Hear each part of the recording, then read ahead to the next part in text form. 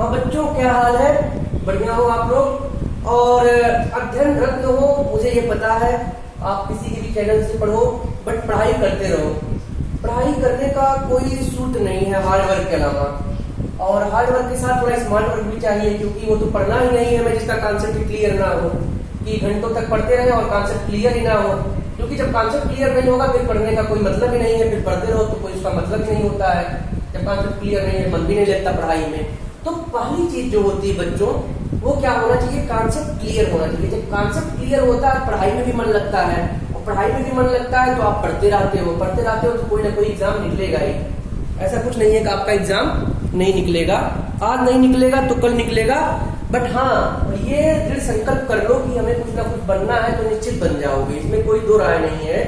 अगर आपने अपने मन में सोच लिया तो बस सिर्फ करना बाकी रह जाता है। अगर जो मन में सोच लिए मुझे ये करना है तो सिर्फ करना ही शेष रह जाता है, बाकी तो आपने प्रतिज्ञा ले ही ली है क्या करना है। तो बच्चों, आज हम जो पढ़ेंगे वो पढ़ेंगे एप्लीकेशन ऑफ गॉस थ्योरम। जो पढ़ेंगे वो आज हम पढ़ेंगे एप्लीकेशन ऑफ गॉस थ्योरम। तो बच्चों, आज का टॉपिक क्या है हमारा? Application of Gauss theorem. ठीक है, गॉस थ्योरम का एप्लीकेशन क्या क्या है? ठीक है, आपको दिख रहा पूरा, आप नोट डाउन कर सकते हो। गॉस थ्योरम, ठीक है। तो गॉस के थ्योरम का क्या क्या एप्लीकेशन बच्चों है, वो चीज हम जानेंगे। तो पहला है इसमें, ठीक है, इलेक्ट्रिक फील्ड। क्या है? इलेक्ट्रिक फील्ड, ठीक है। इलेक्ट्रिक फील्ड हमारा ड्यू टू यूनिफॉर्मली, एक वर्ड आया है यूनिफॉर्मली। एक वर्ड होता है नॉन यूनिफॉर्मली और एक वर्ड होता है यूनिफॉर्मली। तो यूनिफॉर्मली क्या? चार्ज स्ट्रेट, क्या है? स्ट्रेट मतलब सीधा, स्ट्रेट वायर इनफाइनाइट लेंथ। उसकी लेंथ क्या है? इनफाइनाइट है।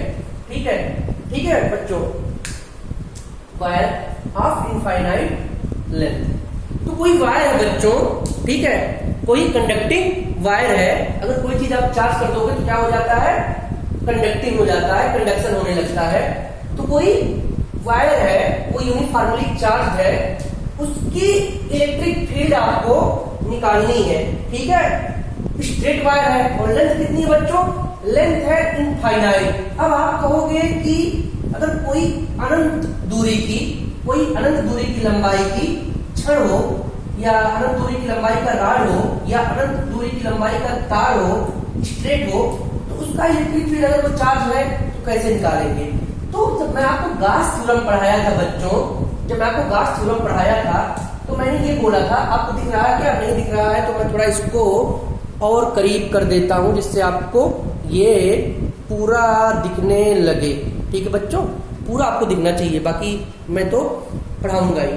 तो मैंने ये बोला था बच्चों आपको कि हमारा गॉस थ्योरम क्या बोलता है? हमारा गॉस थ्योरम ये बोलता है किसी भी, ठीक है, किसी भी सरफेस से जो इलेक्ट्रिक फ्लक्स होता है वो सरफेस पे क्या होता है? जितना हमारा नेट चार्ज बाउंड होता है किसी भी क्लोज लूप से, उसके नेट चार्ज के क्या होता है बताओ? और एप्सिलॉन के रेशियो के बराबर होता है। ठीक है, कोई भी हमारा इलेक्ट्रिक फ्लक्स होता है किसी भी सरफेस से, तो वो नेट चार्ज बाउंड और जो होता है और जो एप्सिलॉन होता है उसके रेशियो के बराबर होता है। क्या हमारा क्या बराबर होता है? Electric flux at the surface, किसी भी 3D सरफेस पे, सिस्टम के सरफेस पे, but in a close loop, not in open loop. So अब मैं आपको बात करूं, अगर इनफाइनाइट लेंथ की राड है बच्चों, तो हमने एक ले लिया इनफाइनाइट लेंथ की राड, एक इनफाइनाइट लेंथ की राड, थोड़ा स्ट्रेट नहीं बन पा रहा है बट ले लिया, हल्का सा इसका ये होगा, ठीक है, ऐसा होगा, थोड़ा सा हो गया। अब आप बोल सकते हो ना, क्योंकि इनफाइनाइट बनाना चाहे तो पॉसिबल नहीं है, इसको कर दो, ये प्लस में जाएगा और ये क्या होगा हमारा माइनस में जाएगा कि नहीं जाएगा, आप बताओ। अगर कोई भी रॉड है हमारा या कोई भी स्ट्रेट वायर है, अगर इनफाइनाइट लेंथ में डालना तो ऐसे ही तो जाएगा, या तो आप चाहो तो इसको ऐसे खींच दो, but that should be infinite. तो अनंत दूरी तो हम यहाँ खींच नहीं सकते बच्चों। तो हम किसी भी चीज को अगर अनंत दूरी नहीं खींच सकते तो उसमें से थोड़ा सा टुकड़ा करके इंटीग्रेट करके, ये जो इंटीग्रेशन बोलता है, अगर कोई चीज की बड़ी दूरी नहीं निकाल सकते तो थोड़ा सा टुकड़ा काट लो उसमें से, उसका इंटीग्रेशन करोगे तो पूरा आपको निकल जाएगा एरिया मान करके। अब यहाँ बात आ गई कि आप कैसे निकालोगे इलेक्ट्रिक फील्ड। तो अगर बात करते हैं इलेक्ट्रिक फील्ड निकालने के लिए, तो ऐसे तो निकाल नहीं सकते हैं। तो जब ये इनफाइनाइट लेंथ है हमारा और जब इसको चार्ज कर दिया गया है तो एक गॉसियन सरफेस क्रिएट होगा, जो इलेक्ट्रिक फ्लक्स निकलेगा बच्चों, इससे एक गॉसियन सरफेस क्रिएट होगा तभी इलेक्ट्रिक फ्लक्स निकलेगा। और उस गॉसियन सरफेस को हम बोल सकते हैं, कुछ ऐसा आकार दे सकते हैं, कुछ हम ऐसा आकार दे सकते हैं कि नहीं, ऐसा दे सकते हैं, ठीक बच्चों। और ये ऐसा पूरा तो मैंने सही बनाया नहीं स्ट्रेट पूरा, बट ऐसे बनेगा कि नहीं बनेगा। अब इसकी लेंथ मैंने मान लिया L है, इसके सरफेस के कारण इसकी लेंथ L है। अब जो हमारा इलेक्ट्रिक फ्लक्स क्रिएट होगा इसके सरफेस पे, कितनी जगह क्रिएट होगा आप बताओ। और हल्का सा मैंने टुकड़ा यहां सा ले लिया, अगर हम इसको निकालेंगे इसका इलेक्ट्रिक फ्लक्स, इसके सरफेस के यहाँ क्या होगा, इलेक्ट्रिक फ्लक्स पैरेलल होगा। तो अगर ये हमारा हल्का सा टुकड़ा ले लिया हमने यहां से, ठीक है, अगर ये हमारी दूरी, अगर ये हमारा जो एरिया है इसका, वो क्या होगा, पैरेलल होगा इस गॉसियन सरफेस के, और इलेक्ट्रिक फील्ड भी क्या होगा हमारा, पैरेलल होगा इस गॉसियन सरफेस के। होगा कि नहीं होगा आप बताओ। अगर हल्का सा टुकड़ा हम ले लिए, थोड़ा सा काट लिए, तो जो ये हमारा सरफेस होगा ये पैरेलल होगा कि नहीं होगा। क्योंकि जब मैंने बात किया था सिस्टम की सिलेंड्रिकल, तो उसमें जब हम गॉस थ्योरम लगाते हैं तो जो हम एरिया निकालते हैं, एक पैरेलल एरिया निकलती है, दो परपेंडिकुलर एरिया निकलती है कि नहीं निकलती है। आप खोल करके देख लेना, आगे जो मैंने पीछे लेक्चर पढ़ाया है। और दूसरा काम होगा हमारा इलेक्ट्रिक फ्लक्स, एक तो इसके सरफेस पे जनरेट होगा पैरेलल में, दूसरा कहां जनरेट होगा बच्चों, दूसरा हमारा कुछ यहां जनरेट होगा, ठीक है, यहां जनरेट होगा।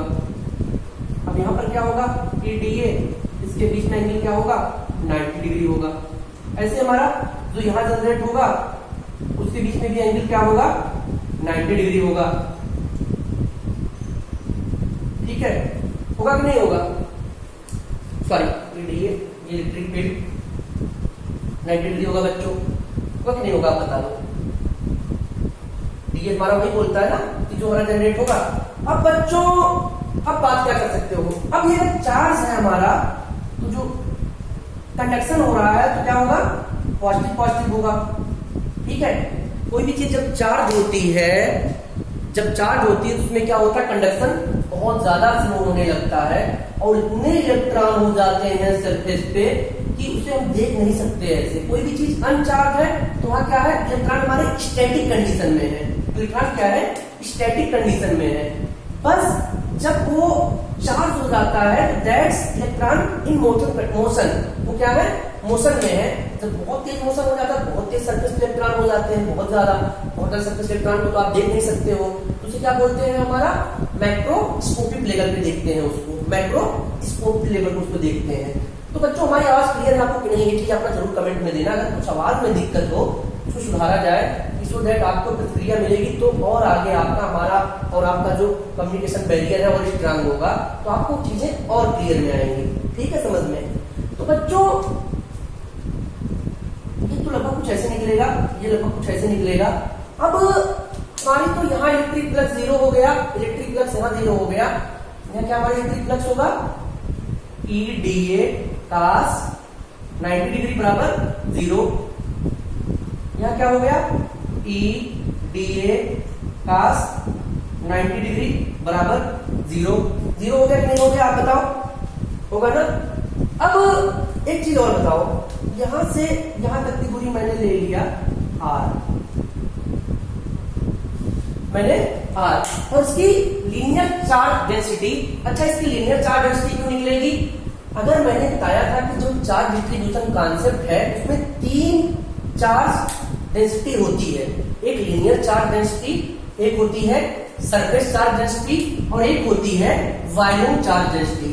तो लीनियर चार्ज डेंसिटी बच्चों क्या होती है? Lambda.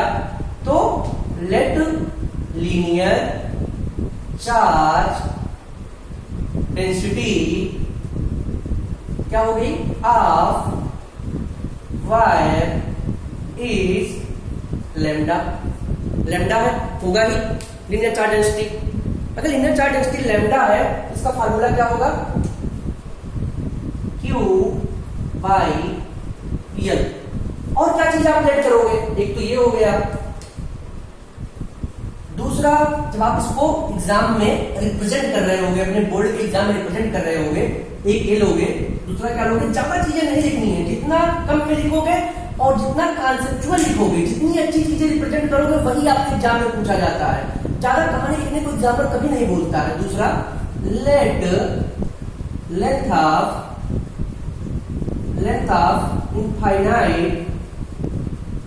Infinite straight wire is L। ले लिया मैंने, जैसा कि लिया है यहां से यहां तक का डिस्टेंस, ठीक है, L ले लिया। तो दिख रहा है ना, L है। अब अगर L है ये हमारा, अब ये क्या चीज है? ये क्या चीज है?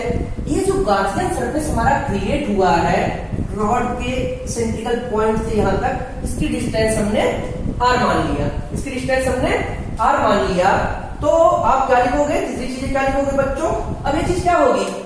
सेंटी पर कूलाम पर मीटर में, तो लिखोगे कूलाम पर मीटर। अब लेंथ क्या है? मीटर में, तो ये भी लिखोगे मीटर में, इसको ऐसे सिंपल बना दोगे, ये चीज हमारा मीटर में है। अब यहां पर भी 0 है, यहां पर भी 0 है, लेकिन यहां पर गार्सियन सरफेस है, तो हमारा जो नेट इलेक्ट्रिक फ्लक्स होगा φ1, φ2, φ3, तो φ2 केवल बचेगा, φ1 और φ3 0 हो जाएगा। तो क्या लिखोगे? Net electric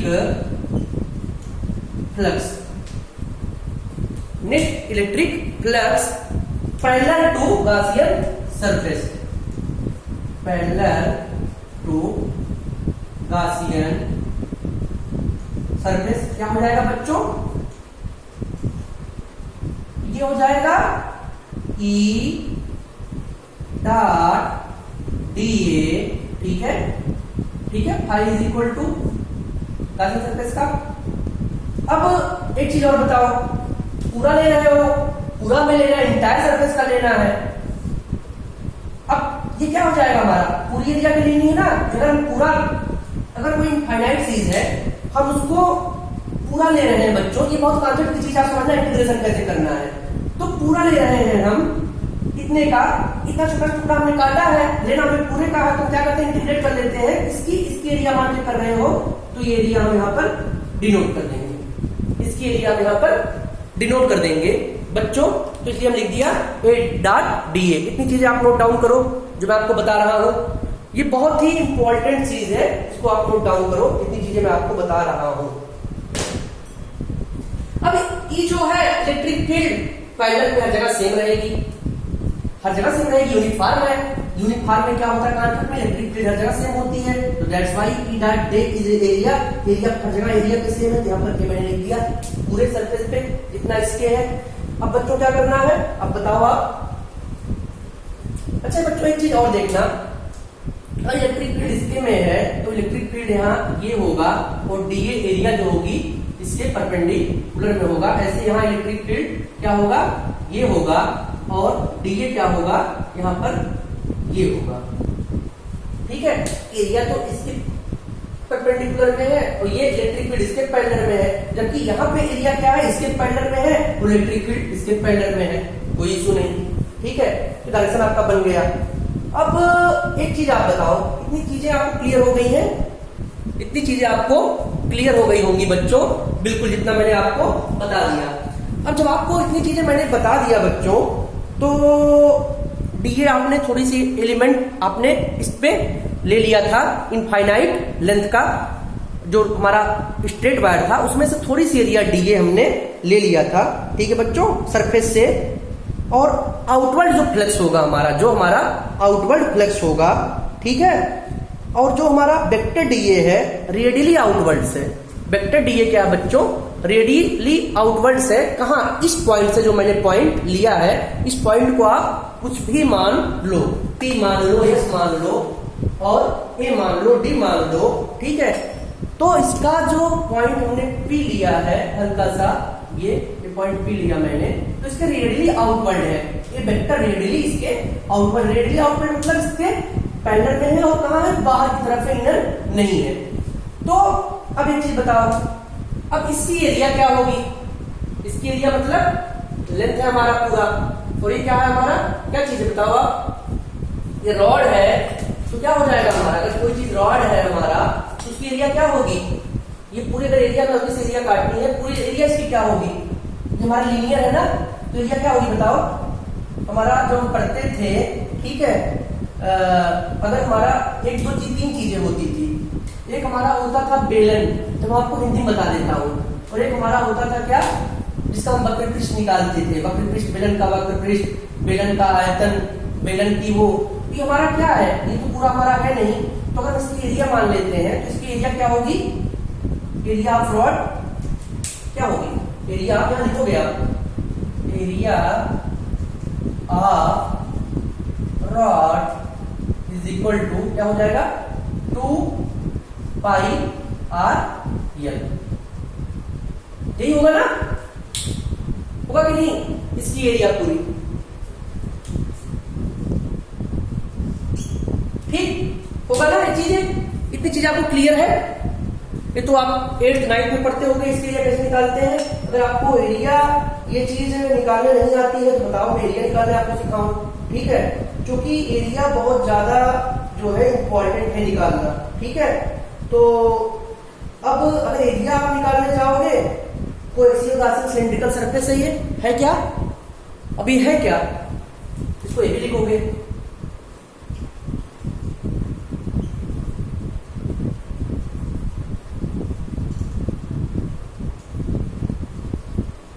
coaxial Gaussian surface. Coaxial है, कोएक्सियल की एरिया निकालनी होगी हमारा, और उसकी एरिया आएगी 2 पाई आर एल। अब हमें इंटीग्रेट करना है, बाकी 2 का 0 हो गया है, 1 का निकलेगा। अब होगा क्या आप बताओ? अगर ये 0 हो गया है, 2 का निकलना है, तो हम ऐसा क्या कर दें कि हमें कुछ मालूम इससे होकर के निकल जाए। तो हमने यहाँ पर phi is equal to D लिखा है, तो यहाँ क्या लिख दोगे? इसको लिख सकते हो phi is equal to E area DA. इसका इंटीग्रेशन करना है, तो इसकी इंटीग्रेशन होगा क्या? इसकी डीए, अगर हमने एलिमेंट लिया है, पूरी एरिया हमने ए माना है, तो ए ही बचा ना। ये हो सकता है फाई इज इक्वल टू ए, इसका इंटीग्रेशन करोगे तो ए आ गया। अगर हमने पूरा एरिया ए मान लिया है, तो ए की वैल्यू क्या होगी? A is equal to 2 pi are l. ये क्या होगा? E 2 pi are l. आगे समझ चीजें इतनी।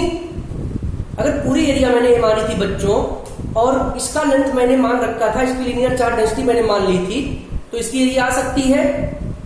अब इलेक्ट्रिक फ्लक्स क्या होगा? मैंने बोल रखा है किसी भी 3D सिस्टम से जो भी इलेक्ट्रिक फ्लक्स सरफेस पे जनरेट हो रहा है, वो net charge inbound upon epsilon के बराबर होगा एज पर गॉस थ्योरम। तो फाई की वैल्यू क्या होगी? Q अपॉन एप्सिलॉन 0 होगी कि नहीं? और Q हमारा क्या है? Q हमारा है लीनियर, लैम्डा क्या है? Linear charge density. तो इसकी Q की वैल्यू क्या आ गई? लैम्डा लिख सकते हैं ना Q की वैल्यू, क्योंकि Q is equal to lambda L, linear charge density into length. अब लीनियर चार्ज डेंसिटी का फार्मूला तो lambda is equal to Q by L है ही बच्चों, तो Q is equal to lambda L हो गया। और Q is equal to lambda L हो गया, तो phi is equal to Q upon epsilon 0 है। तो मैं यहाँ लिख दे रहा हूँ बच्चों, इसको आप नोट डाउन करते जाओ साथ साथ में। मैं बस आपको समझाने के लिए कर रहा हूँ किसी भी सिस्टम का हम कैसे निकालते हैं गॉस लॉ का एप्लीकेशन करके इलेक्ट्रिक फील्ड। अभी रॉड है, अभी स्क्वायर दे दे या कुछ भी, स्क्वायर लागू नहीं होगा क्योंकि 2D है। अब 3D पे स्फीयर दे दे या हमारा सॉलिड स्फीयर दे दे, या हमारा क्या दे दे, सॉलिड के बाद हमारा आपका 3D क्यूबिक दे दे, कोई भी चीज दे दे, ठीक है, सॉलिड स्फीयर दे दे, हॉलो स्फीयर दे दे, तब कैसे निकालोगे? तो गॉस लॉ का एप्लीकेशन करके हम उससे निकाल सकते हैं। अब Q equal to lambda L है बच्चों, तो क्या करोगे यहाँ पर फाई इज इक्वल टू क्या, क्यू पार साइन 0, मैं यहां कर लेता हूं बच्चों, उसको नोट डाउन कर लेना आप। तो लिख सकते हो लैम्डा एल अपान एप्सिलॉन 0, इसमें लिख सकते हो क्यू की value is equal to E 2 pi are L से एल पेंसिल।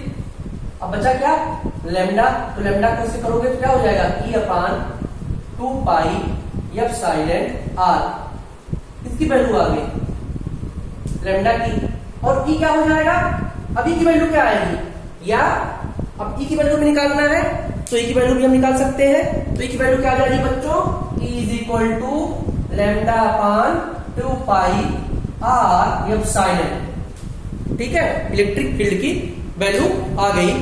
अब मैं इसे बोलूं कि इलेक्ट्रिक फील्ड को आप वेक्टर फॉर्म में लिखो, तो क्या लिखोगे, electric field is equal to lambda upon 2 pi, इसका आर मैग्नीट्यूड एप्सिलॉन आर का cap.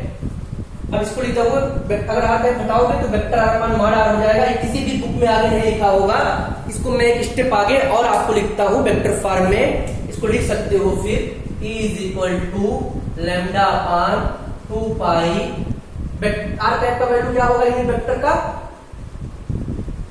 Vector R upon mod R ये है आर स्क्वायर, ये करेक्ट वेक्टर फॉर्म होगा, ठीक है।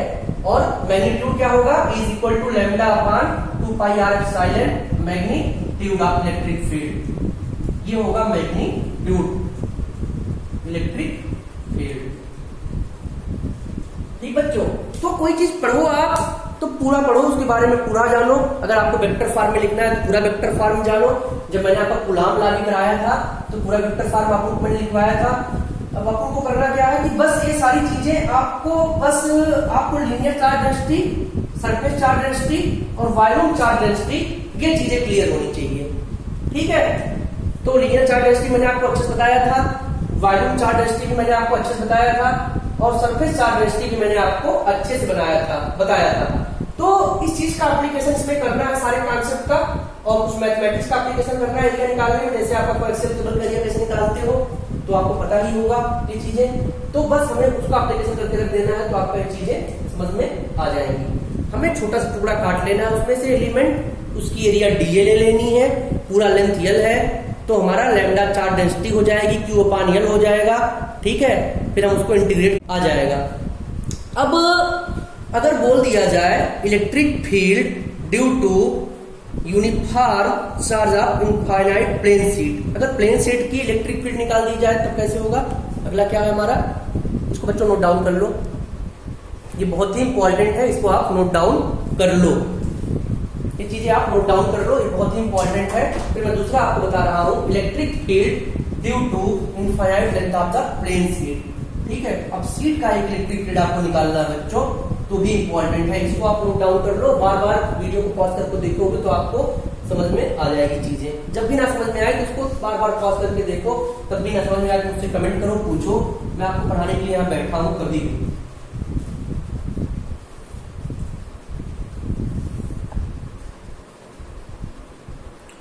बच्चों जब आप शीट का निकालोगे, मैं यहां लिख दे रहा हूं इलेक्ट्रिक फील्ड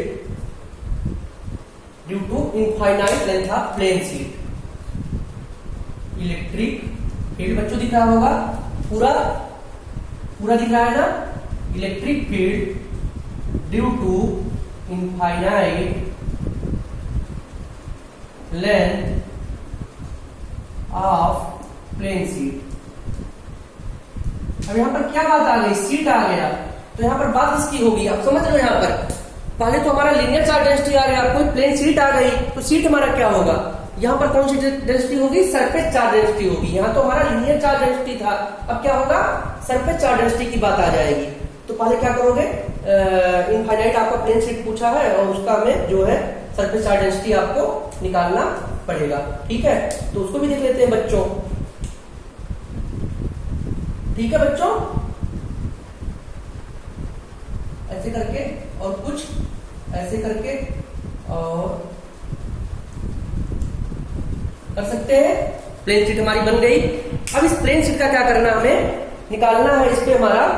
ठीक है, ये दूसरा था, ये पहला था, आपने नोट डाउन कर लिया था।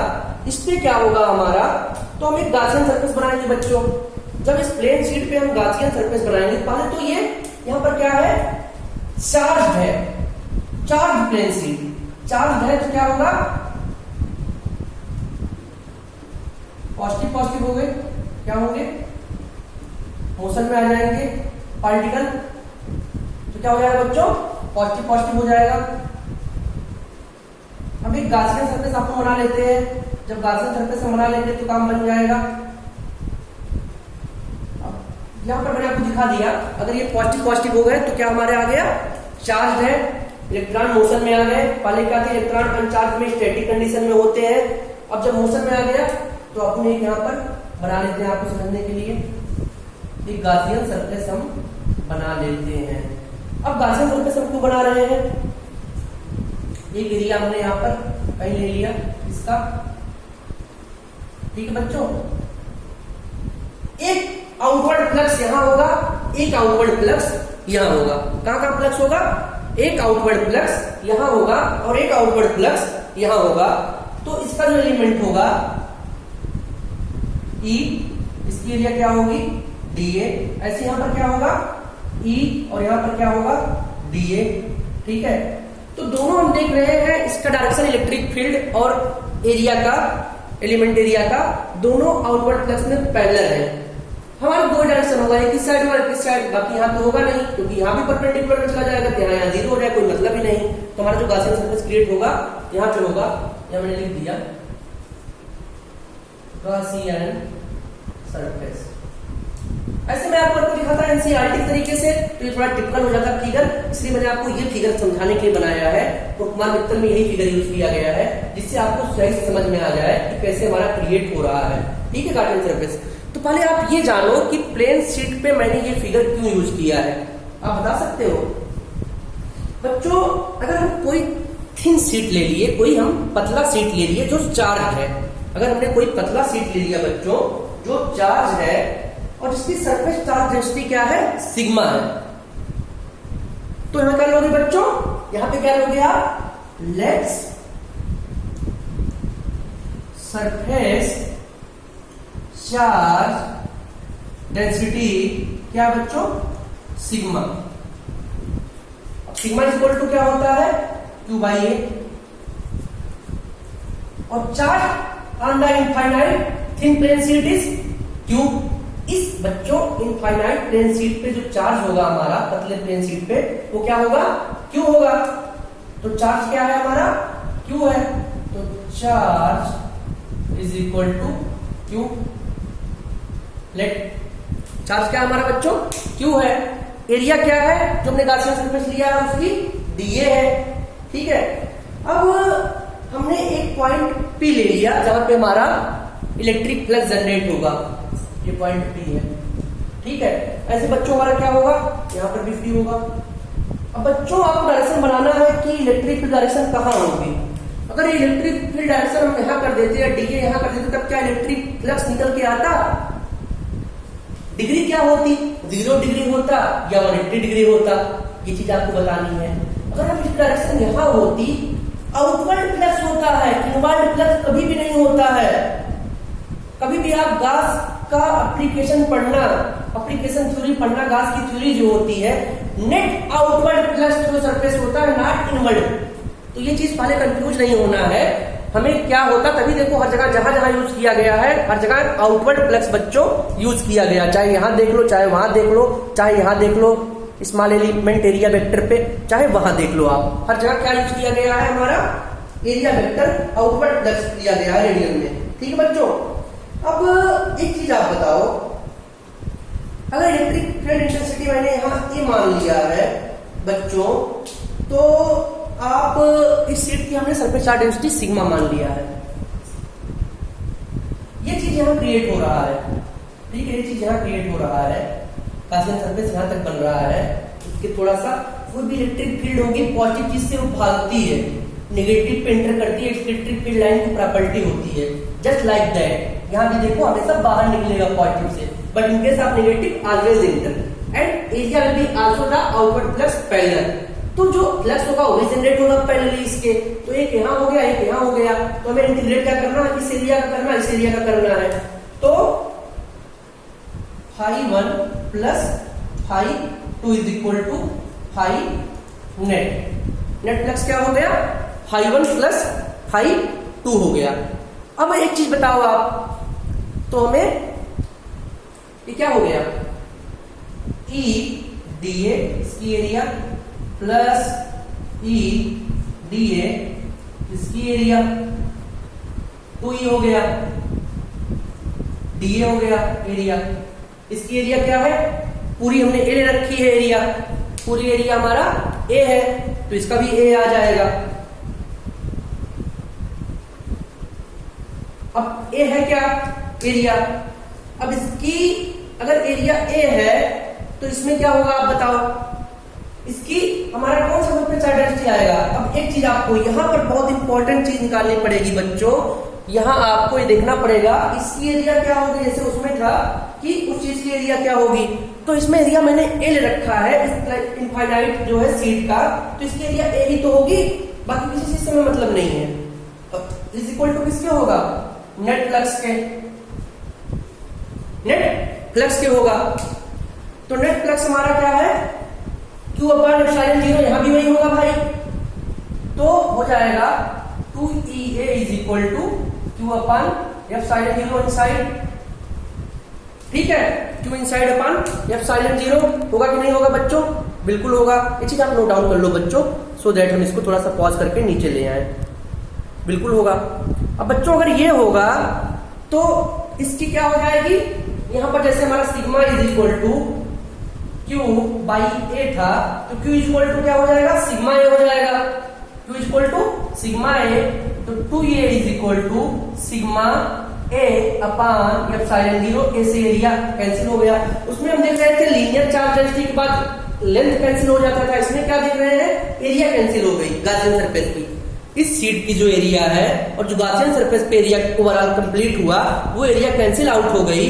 तो इलेक्ट्रिक फील्ड की वैल्यू क्या आई, E is equal to sigma upon 2 epsilon 0। ठीक बच्चों, ये नोट डाउन कर लो। तो इसमें क्या कॉन्सेप्ट था, उसमें क्या कॉन्सेप्ट था, उसमें था हमारा कि लेंथ से लेंथ कैंसिल हुआ, इसमें क्या हुआ, हमारा एरिया से एरिया कैंसिल हो गई, फाइनली इलेक्ट्रिक फील्ड की वैल्यू आई सिग्मा अपान 2 एप्सिलॉन 0। तो ये इनफाइनाइट प्लेन शीट की इलेक्ट्रिक फील्ड हो गई, ठीक है, थिन शीट है ड्यू टू इनफाइनाइट लेंथ, इसकी इनफाइनाइट प्लेन शीट एरिया होगी। अच्छा, अगर इसके पैरेलल में एक और हम शीट लगा दें, 2 पैरेलल अगर शीट हो जाए, अभी तो एक है, अगर 2 लगा दे तब क्या होगा, एक ये है दूसरा दोनों जुड़ जाएगा, तो हो जाएगा सिग्मा अपान एप्सिलॉन 0। अगर 2 हो, अगर इसकी जगह पर एक की जगह हम 2 कर दे तो क्या हो जाएगा, दोनों जुड़ जाएंगे, तो बचेगा क्या, सिग्मा अपान एप्सिलॉन 0, अगर 2 पूछ लिया जाए क्वेश्चन में। ठीक है बच्चों, तो ये चीज आपका बहुत ही इंपॉर्टेंट था, application of the Gauss theorem. अब अगर हम आपने लिख दिया हो, नोट डाउन कर लिया हो, तो बच्चों हम बात कर लेते हैं स्फीयर की। स्फेरिकल केस में क्या होता है, गॉस थ्योरम का एप्लीकेशन कैसे करते हैं। अगर हम स्फेरिकल में करेंगे तो वहां पर क्या हो जाएगा, वॉल्यूम चार्ज डेंसिटी आ जाएगा। वहां पर क्या था, सिलेंड्रिकल केस में हमारा linear charge density, plane sheet के सरफेस के जो है उसमें हमारा क्या हुआ, सरफेस चार्ज डेंसिटी। अब हमारा वॉल्यूम आ जाएगा, क्योंकि sphere is a 3D and here is the net volume will be हमारा वॉल्यूम चार्ज डेंसिटी होगा। ठीक है बच्चों, तो ये चीज आप नोट डाउन कर लो, और रट्टा मारने से कुछ नहीं होता, बस चीजें समझते रहो, कॉन्सेप्ट समझते रहो। ये चीजें कैसे आई, जिस दिन अपने मन में आप ये ला दोगे कि ये चीजें कैसे आई, जैसे कोई भी लेंथ बड़ी थी, इनफाइनाइट लेंथ थी, अब कोई बड़ी चीज का इंटीग्रेशन तो हम करेंगे नहीं, छोटा छोटा काट इंटीग्रेट करना पड़ेगा। तो जब इंटीग्रेट छोटा से लेंगे, हम टुकड़ा काट लेंगे और उसकी पूरी एरिया अगर मान लेंगे तो अपने आप इंटीग्रेट हो जाएगा। तो बड़े चीजों से छोटे चीजों में कन्वर्ट करने के लिए क्या करना पड़ता है, हमें इंटीग्रेट करना पड़ेगा।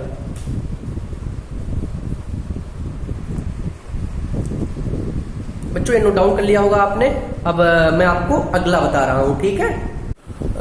बच्चों एक क्वेश्चन पूछा है किसी बच्चे ने, और एनसीईआरटी का ही क्वेश्चन है, और क्वेश्चन नंबर आपका है, मैं आपको बता देता हूँ। आप जब मेरे साथ आप बैठा करो या जब मेरे साथ में पढ़ाया करो तो आप एनसीईआरटी की बुक जरूर ले लिया करो अपने सामने, तो सो दैट मैं जो क्वेश्चन आपको बोलता हूँ वो बुक से देख लो और कॉन्सेप्ट जो मैं आपको बता रहा हूँ वो फॉलो करो, तो आपके लिए ज्यादा इजी होगा बच्चों, ठीक है।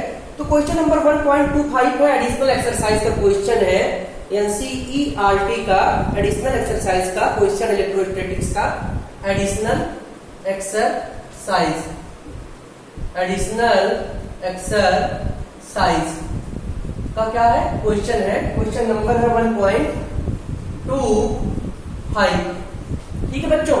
तो ये किसी बच्चे ने मुझसे रिक्वेस्ट की थी कि सर इसको जरूर आप बताओ, और वो कहीं फंस रहा था, तो इस बच्चे को बताना है, तो आप लोग भी देखो बच्चों। और ये क्वेश्चन थोड़ा इंपॉर्टेंट है और इसमें कुछ कॉन्सेप्ट क्रिएट हो रहे हैं, तो उस कॉन्सेप्ट को आपको समझना है। मैं आपको एडवाइस करूंगा कि जो थ्योरी है हालांकि थोड़ी टफ लैंग्वेज में है, आप एससी वर्मा से पढ़ा करो, और जो क्वेश्चन है वो भले इधर बुक पे लगा लिया करो। अगर क्वेश्चन एससी वर्मा के लगा लेंगे तो बहुत अच्छी बात है। वैसे मैं एससी वर्मा के क्वेश्चन बहुत जल्दी करवाना शुरू कर दूंगा हर एक चैप्टर का। तो एससी वर्मा की जो क्वेश्चन होंगे ना, उसमें से बहुत अलग अलग कॉन्सेप्ट निकल करके आता है, तो बहुत ध्यान देने वाली चीज होगी, बहुत इंटरेस्टिंग फैक्टर होगा। एससी वर्मा सर जैसे फिजिक्स को गार्ड है, कुछ लोग होते हैं वास्तव में क्रिएटिव होते हैं, तो वो तो गार्ड है, और अगर आप उनकी बुक का ऑब्जेक्टिव भी लगा लेते हो तब भी बहुत बड़ी बात है। सब्जेक्टिव की बात छोड़ दो, मोर देन वन आंसर जो करेक्ट है उसमें भी बहुत कॉन्सेप्ट छिपे हुए हैं। तो कॉन्सेप्ट आपको पढ़ना है, कॉन्सेप्ट निकालना है, उसका नाम ही कॉन्सेप्ट ऑफ फिजिक्स है, तो you follow always SC Verma. बाकी एनसीईआरटी एससी वर्मा अगर ये दो बुक आपको तैयार है ना, तो आपका ऐसा कोई एग्जाम ही नहीं है जो नहीं निकलेगा। ये बहुत ही इंपॉर्टेंट बुक है, आईआईटी और नीट दोनों की। नीट के लिए आपका एनसीईआरटी सफिशिएंट है, बट आईआईटी के लिए आपका एससी वर्मा बहुत ही अच्छी बुक है। तो ये बोल रहा है कि एक ऑयल ड्रॉप है, and oil drop of 12 excess electron is held stationary under a constant electric field. कोई कांस्टेंट इलेक्ट्रिक फील्ड है, उसमें एक मिलिकन ऑयल ड्रॉप एक्सपेरिमेंट हो रहा है। क्या हो रहा है? मिलिकन ऑयल ड्रॉप एक्सपेरिमेंट हो रहा है। तो नंबर ऑफ इलेक्ट्रॉन कितने हैं? नंबर ऑफ इलेक्ट्रॉन कितने हैं? 12 है, ठीक है बच्चों। नंबर ऑफ इलेक्ट्रॉन आपके हैं वो है 12 है, और इलेक्ट्रिक फील्ड क्या है? मैग्नीट्यूड दिया है इलेक्ट्रिक फील्ड का, वो कितना है आपका? 2.55 इंटू, बच्चों दिख रहा है ना, 10⁴ न्यूटन पर कूलम। जो चीज क्वेश्चन में दिया है उसको आप रखते जाओ, जो चीज क्वेश्चन में दिया है बच्चों उसको आप रखते जाओ, और जो चीज नहीं दिया है उसको अननोन मान लो, ठीक है। तब देखो आपको क्वेश्चन कैसे लगेगा। और क्या दिया है? Density of the oil is 1.26 ग्राम पर सेंटीमीटर क्यूब। डेंसिटी रो मान लिया हमने ऑयल की, कितना दे रखा है? 1.26 ग्राम पर सेंटीमीटर का क्यूब, ठीक है बच्चों। अब ये चीज दे दिया, अब आपको बचा क्या? जी बोल रहा है 9.8 मीटर पर सेकेंड स्क्वायर, और चार्ज बोल रहा है इलेक्ट्रॉन पे 1.6 इंटू 10⁻⁻19 कूलम। तो आपको निकालना क्या है? आपको इसमें निकालना क्या है? पहले ये तो देख लो, रेडियस आपका ड्रॉप निकालना है, रेडियस ऑफ द ड्रॉप आपको निकालना है, ठीक है। एक मिलिकन का एक्सपेरिमेंट हो रहा है बच्चों, उसमें ये दे रहा है कि 12 एक्सेस इलेक्ट्रॉन हो रहे हैं उस एक्सपेरिमेंट में, और अंडर इलेक्ट्रिक फील्ड में हो रहा है, ठीक है। और डेंसिटी ऑफ द ऑयल दे रखा है, और रेडियस आपको निकालना है ड्रॉप का। तो अगर डेंसिटी ऑफ द ऑयल दे रखा है तो डेंसिटी इक्वल टू क्या होता है? एक फार्मूला आपने पढ़ा होगा 9th में,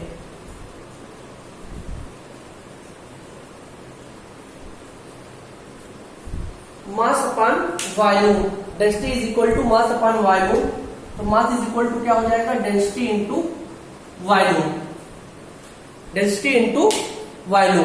अगर घनत्व बराबर द्रव्यमान बटे आयतन है तो द्रव्यमान बटे आयतन अगर घनत्व है हमारा, तो ये क्या हो जाएगा, सॉरी, तो अगर ये आयतन है तो हमारा ये क्या हो जाएगा, द्रव्यमान क्या हो जाएगा, घनत्व गुणे आयतन। ठीक है, अब क्या क्या चीजें नहीं दी है, इस चीज को हमें निकालना है बच्चों। तो जो चीजें नहीं दी है उसको आप इंटरप्रेट करोगे तो अपने आप क्वेश्चन में आ जाएगा, मैं आपको बता रहा हूं।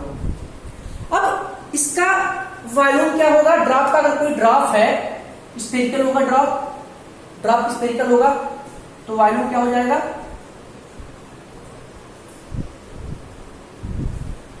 गोले का आयतन क्या होता है, 4/3 पाई आर क्यूब। अब ये चीज दे रखा है हमारा, अब बचा क्या, यहां मैंने डी को रो मान लिया है, ठीक है, डेंसिटी को मैंने रो मान लिया है, तो यहां लिख देता हूं or rho is equal to m by V. ठीक, तो वी इज इक्वल टू क्या हो जाएगा, rho V is equal to m है, तो वी इज इक्वल टू हो जाएगा एम बाई रो हो जाएगा। अच्छा एक चीज बताओ, अब जो इस पे फोर्स लगेगा, जो इसका वेट होगा ड्रॉप का, अब इलेक्ट्रिक फील्ड, जो इस इलेक्ट्रिक फील्ड के नाते इस पे फोर्स लगेगा, ठीक है, जो फोर्स होगा इलेक्ट्रिक फील्ड पे, जो उसका मैग्नीट्यूड होगा, उसका जो वेट होगा उस पे जो फोर्स लगेगा उसके बराबर होगा कि नहीं, जितना इलेक्ट्रिक फील्ड के इन्फ्लुएंस में जो फोर्स लगेगा और जो उसका वेट होगा उसके बराबर होगा ना। ये चीजें क्लियर है, तो हमारा अब इतनी चीजें आपको निकल करके आ गई। अब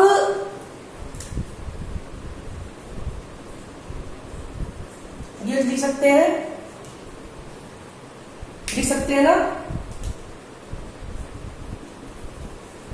ये भी लिख सकते हैं हम, ये भी चीज हम लिख सकते हैं। अगर ये चीजें हम लिख सकते हैं, हमें निकालना क्या है, हमें निकालना है रेडियस। अब एक चीज बताओ आप,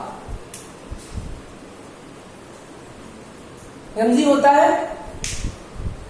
होता हमारा, तो हमारा इसके बराबर होगा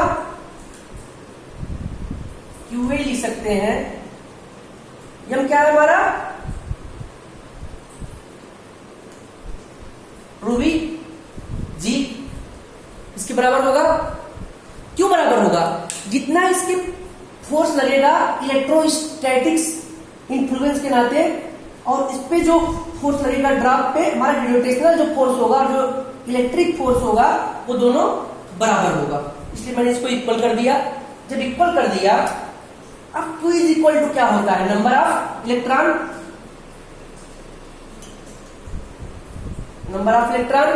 मैंने लिख दिया। जितना चीज बस बोलता जाए क्वेश्चन में उतना आप करते जाओ, नंबर ऑफ इलेक्ट्रॉन हुआ। अब Q is equal to number of electron हो रहा है, तो हम यहां लिख सकते हैं आगे, इतनी चीज आप नोट डाउन कर लो बच्चों, तो मैं आगे आपको बता रहा हूं कैसे फार्मूला आपका निकल करके आ रहा है और कैसे इस क्वेश्चन को हम आसानी से सॉल्व कर सकते हैं। बस आप फार्मूला लिखते जाओ बच्चों मेरे साथ और कॉन्सेप्चुअल होते जाओ, जो क्वेश्चन में दे रहा है उतना करते जाओ।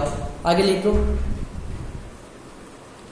तो इस पे जो फोर्स लगेगा इलेक्ट्रोस्टैटिक फोर्स और ग्रेविटेशनल फोर्स होगा, उसकी वैल्यू इक्वल होगी। पहले तो ये आपको जानना है, अंडर इन्फ्लुएंस ऑफ ग्रेविटेशनल।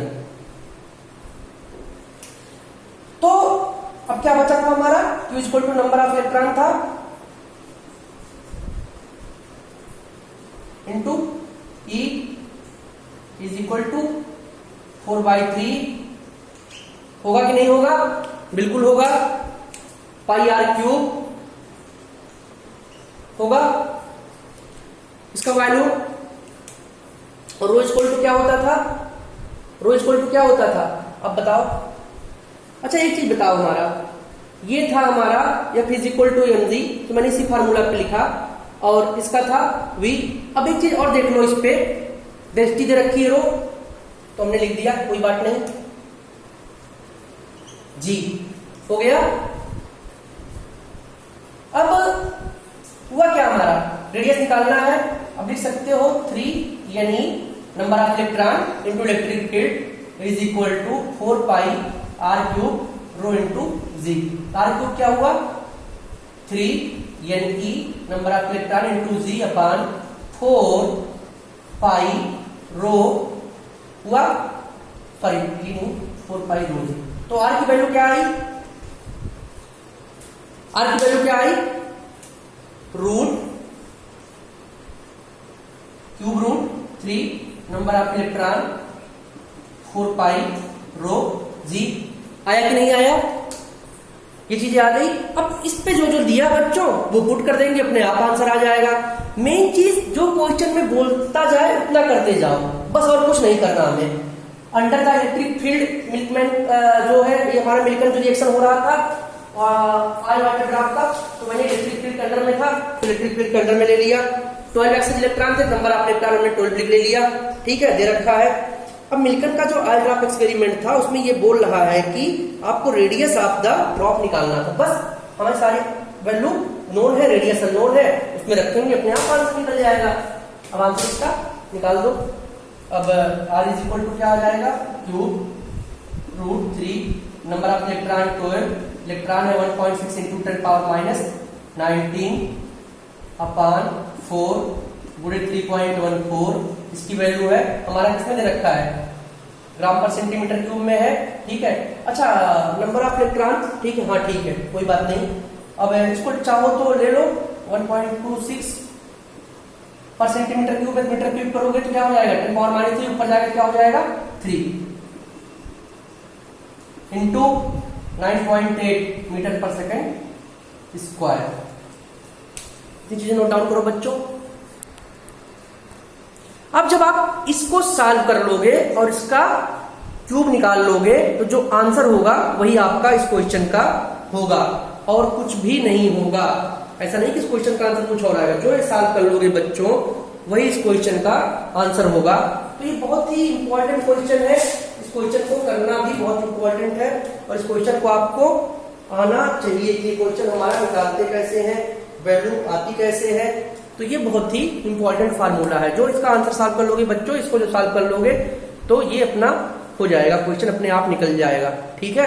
और इसमें कुछ भी नहीं करना है, बस नंबर ऑफ इलेक्ट्रॉन हमारा निकालना, इलेक्ट्रॉन पे चार्ज दे रखा है उसको रखना है, ठीक है। और ऐसा कुछ बताओ, मैंने सारी वैल्यू रख दी, अब कुछ बचा ही नहीं है हमारा इस क्वेश्चन को करने के लिए। ये कर दोगे तो अपने आप समझ में आ जाएगा बच्चों। अब इसमें एक चीज और मैंने देखा था, इलेक्ट्रिक फील्ड भी दिया था, तो इलेक्ट्रिक फील्ड तो हमारा होगा ही, इलेक्ट्रिक फील्ड भी हमारा होगा। अब इलेक्ट्रिक फील्ड की वैल्यू कितनी दे रखी है हमारा 2.55 इंटू 10 पावर 4। ये चीज करो और इसका आंसर आपको निकल जाएगा। तो जो भी आंसर आएगा इस क्वेश्चन को सॉल्व करने के बाद वही आपको आंसर आएगा। बस इस फार्मूले में आपको इसका सिंप्लीफिकेशन करना है तो आपका आंसर अपने आप निकल जाएगा। और बहुत ही इंपॉर्टेंट क्वेश्चन था, मैंने कैसे कराया उसको आप देख लो कैसे कैसे मानते हैं। बस जो आपका ड्रॉप पे फोर्स होगा, जो आपका ग्रेविटेशनल फोर्स होगा वो इसके इलेक्ट्रिक स्टैटिक्स फोर्स के बराबर होगा, क्योंकि under influence of electric field condition सारा हो रहा है, ठीक है बच्चों। ये चीज आप जरूर नोट डाउन कर लो और इसको देख लो कैसे कैसे आया बच्चों, तो ही आपका जो आंसर होगा वही होगा, ठीक है।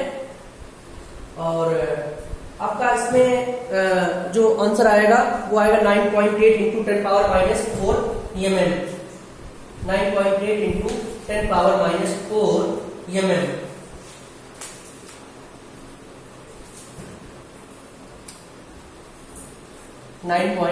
इंटू 10 पावर माइनस 4 mm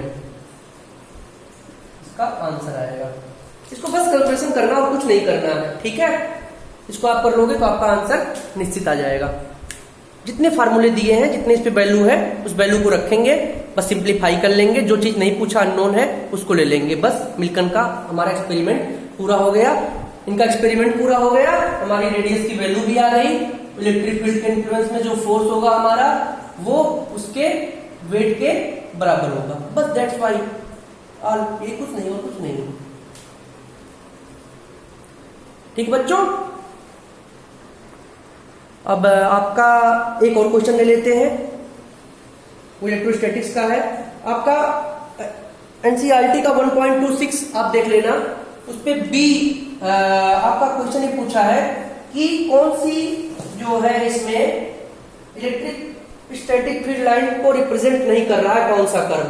तो बच्चों जितने भी कर्व दिए हैं क्वेश्चन नंबर बी में 1.26 का भी रिप्रेजेंट कर रहा है, बाकी कोई रिप्रेजेंट नहीं कर रहा है, क्योंकि इलेक्ट्रिक फील्ड लाइन की क्या होती है, इलेक्ट्रिक फील्ड लाइन की जो है मैंने आपको बताया था कि इलेक्ट्रिक फील्ड लाइंस का देख लो क्या क्या सिम्टम्स होता है, इलेक्ट्रिक फील्ड लाइंस की क्या हमारी प्रॉपर्टीज होती है वो पढ़ लो। तो पहला, एक दूसरे पे इलेक्ट्रिक फील्ड लाइन कभी भी नहीं काटती है, अगर ये इलेक्ट्रिक फील्ड लाइन एक दूसरे पे कभी भी नहीं काटेगी। दूसरा क्या होता है, इलेक्ट्रिक फील्ड लाइन हमेशा पॉजिटिव से निकलती है और नेगेटिव पे इंटर करती है। तो हम इस क्वेश्चन में देख रहे हैं केवल बी ही ऐसा है ऑप्शन जिसमें से सारा कुछ कर्व सही दिया है, बाकी हर एक में देख रहा हूं सब कुछ गलत है, क्योंकि किसी में थोड़ा सा भी गड़बड़ी कर दिया है तो प्रॉपर्टी जो है हमारा डिक्लाइन हो जा रहा है इलेक्ट्रिक फील्ड का, ठीक है, वायलेंस हो जा रहा है। इसीलिए हमारा पहला देख लो, पहला दे दिया कंडक्टर, पहला कंडक्टर है, अब इसने बोल दिया ठीक है पॉजिटिव से सारा निकल रहा है, ठीक है। तो अगर ये है अगर ये है तो कंडक्टर है, इलेक्ट्रिक फील्ड लाइन बाहर निकल रही है। अब आप बता दो, पॉजिटिव इन्होंने यहां रख दिया है, यहां तो पॉजिटिव है, ऐसे थोड़ी ना होगा, ये गड़बड़ है, ये नहीं रिप्रेजेंट कर रहा। बी इन्होंने दिया है ऐसे फिर ऐसे, ठीक है, पॉजिटिव है, फिर ऐसे दे रखा है, ठीक है बच्चों, फिर ऐसे दे रखा है, फिर नेगेटिव दे दिया, नेगेटिव इंटर करेगा, बिल्कुल ठीक है। अब उन्होंने दे दिया है फिर नेगेटिव से पॉजिटिव दे दिया है, यहां पॉजिटिव है यहां नेगेटिव, बच्चों तो यहां क्या होगा आप बताओ, वो नेगेटिव में गया, अभी पॉजिटिव है तो पॉजिटिव से बाहर निकलेगा, तो पॉजिटिव से बाहर निकलेगा और नेगेटिव इंटर करेगा, तो आप बताओ कैसे होगा, केवल हमारा बी रिप्रेजेंट करेगा, बाकी कोई भी सिस्टम रिप्रेजेंट नहीं कर रहा है।